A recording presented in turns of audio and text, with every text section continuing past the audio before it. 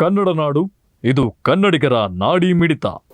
ಮಾನ್ಯ ಗೌರವಾನ್ವಿತ ಮುಖ್ಯಮಂತ್ರಿಗಳ ಜೊತೆ ಚರ್ಚೆ ಮಾಡಿ ಪ್ರತಿ ವರ್ಷದಂತೆ ಈ ವರ್ಷವೂ ಕೂಡ 2025ರಲ್ಲಿ ಹಂಪಿ ಉತ್ಸವವನ್ನು ಮಾಡಲಿಕ್ಕೆ ದಿನಾಂಕ ನಿಗದಿಪಡಿಸಿದ್ದಾರೆ. ಫೆಬ್ರವರಿ 28ರಂದು ಉದ್ಘಾಟನೆ, ಮಾರ್ಚ್ 1, 2 ಒಟ್ಟು 3 ದಿವಸ ಹಂಪಿ ಉತ್ಸವವನ್ನು ಭಾಳಷ್ಟು ಯಶಸ್ವಿಯಾಗಿ ಮಾಡಲಿಕ್ಕೆ ಈಗಾಗಲೇ ಮಾನ್ಯ ಉಸ್ತುವಾರಿ ಸಚಿವರು ನಮಗೆ ಸೂಚನೆ ಕೊಟ್ಟಿದ್ದಾರೆ. ಆ ಸೂಚನೆಯ ಪ್ರಕಾರ ನಾವು ಈಗಾಗಲೇ ಪ್ರತಿ ವರ್ಷದಂತೆ ಈ ವರ್ಷ ಕೂಡ ಅನೇಕ ಕಮಿಟಿಗಳನ್ನು ಮಾಡಿ ಆ ಕಮಿಟಿಗಳ ಮುಖಾಂತರ ಕೆಲಸಗಳನ್ನು ಸ್ಟಾರ್ಟ್ ಮಾಡಲಿಕ್ಕೆ ಈಗ ನಾವು ನಿರ್ಧಾರ ಮಾಡಿದ್ದೀವಿ. ಹಿಂದಿನ ವರ್ಷ ಅಭೂತಪೂರ್ವ ಯಶಸ್ಸು ಕಡಿಕೊಂಡಿತ್ತು. ಸುಮಾರು 3 ದಿವಸದಲ್ಲಿ 5 ಲಕ್ಷಕ್ಕೂ ಹೆಚ್ಚು ಜನ ಸೇರಿತ್ತು. ಈ ವರ್ಷವೂ ಕೂಡ ಇನ್ನೂ ಹೆಚ್ಚಿನ ರೀತಿಯಲ್ಲಿ ಜನರು ಭಾಗವಹಿಸಲಿಕ್ಕೆ ಅವರಿಗೇನು ಮೂಲಭೂತ ಸೌಕರ್ಯಗಳ ಬಗ್ಗೆ ಈಗಾಗಲೇ ನಾವು ಚರ್ಚೆ ಮಾಡ್ತಾ ಇದ್ದೀವಿ. ಅದನ್ನು ಮಾನ್ಯ ಉಸ್ತುವಾರಿ ಸಚಿವರ ನಿರ್ದೇಶನದಂತೆ ನಾವು ಹಂಪಿ ಉತ್ಸವವನ್ನು ಯಶಸ್ವಿಯಾಗಿ ನಡೆಸಲಿಕ್ಕೆ ಜಿಲ್ಲಾಡಳಿತ ತಯಾರಿ ನಡೆಸಿದೆ. ಮಾನ್ಯ ಮುಖ್ಯಮಂತ್ರಿಗಳು 28ನೇ ತಾರೀಕು ಉದ್ಘಾಟನೆ ಮಾಡ್ತಾರೆ ಅಂತೇಳಿ ಮಾನ್ಯ ಉಸ್ತುವಾರಿ ಸಚಿವರು ಹೇಳಿದ್ದಾರೆ. ಉಳಿದಂತೆ ಯಾವ ಗೆಸ್ಟ್ಗಳು ಬರ್ತಾರೆ ಅನ್ನೋದನ್ನು ಉಸ್ತುವಾರಿ ಸಚಿವರು ಮತ್ತು ಸ್ಥಳೀಯ ಶಾಸಕರ ಜೊತೆ ಮತ್ತು ಈ ಜಿಲ್ಲೆಯ ಎಲ್ಲ ಶಾಸಕರ ಜೊತೆ ಚರ್ಚೆ ಮಾಡಿ ಪ್ರೋಟೋಕಾಲ್ ಪ್ರಕಾರ ನಾವು ಯಾರ್ಯಾರು ಗಣ್ಯರನ್ನು ಕರಿಬೇಕು ಅನ್ನೋದನ್ನು ನಿರ್ಧಾರ ಮಾಡ್ತೀವಿ. ಪ್ರತಿ ವರ್ಷದಂತೆ 4 ವೇದಿಕೆ ಇರುತ್ತೆ. ನಾವು ಹಿಂದಿನ ವರ್ಷ ಕೂಡ ಸುಮಾರು 99% ಜಾಸ್ತಿ ಕನ್ನಡನೇ ನಾವು ಆಯ್ಕೆ ಮಾಡಿದ್ವಿ.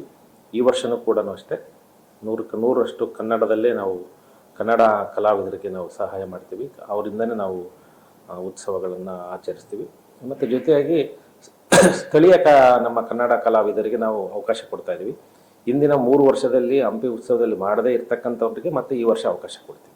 ಯಾಕಂದರೆ ಹಿಂದಿನ ವರ್ಷ ಕೊಟ್ಟವ್ರಿಗೆ ಮತ್ತು ಈ ವರ್ಷ ಕೊಡೋದಿಲ್ಲ. ನಾವು 3 ವರ್ಷದಲ್ಲಿ ಮಾಡದೇ ಇರತಕ್ಕಂಥ ಕಲಾವಿದರಿಗೆ, ಸ್ಥಳೀಯ ಕಲಾವಿದರಿಗೆ 3 ವೇದಿಕೆಗಳಲ್ಲಿ ಅವಕಾಶ ಕೊಡಬೇಕು ಅಂತ ನಾವು ನಿರ್ಧಾರ ಮಾಡಿದ್ದೀವಿ.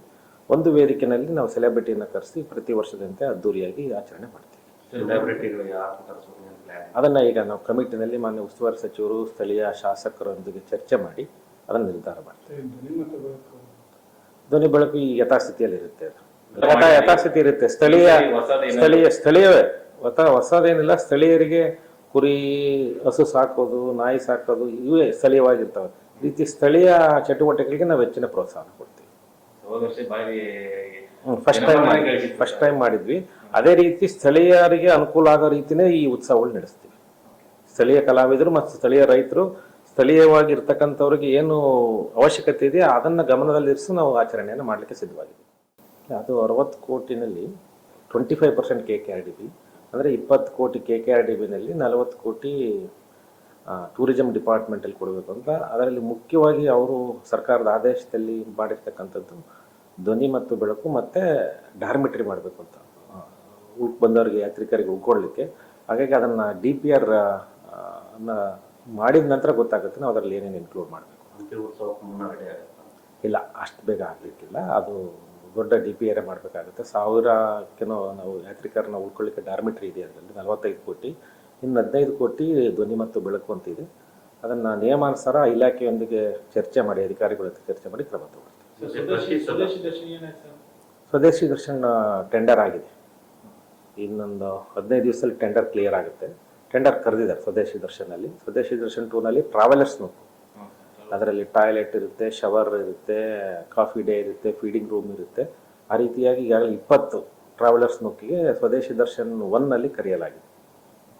ಈ ಸಹಜವಾಗಿ ಸಾಟರ್ಡೆ ಸಂಡೇ ತುಂಬ ಜನ ಬರ್ತಾ ಇದ್ದಾರೆ. ಈ ವರ್ಷ ಕೂಡ ಮೊನ್ನೆ ನಮಗೆ 4-5 ದಿವಸದಲ್ಲಿ ಸುಮಾರು 3 ಲಕ್ಷಕ್ಕೆ ಎಷ್ಟು ಜನ ಬಂದು ಹೋಗಿದ್ದಾರೆ.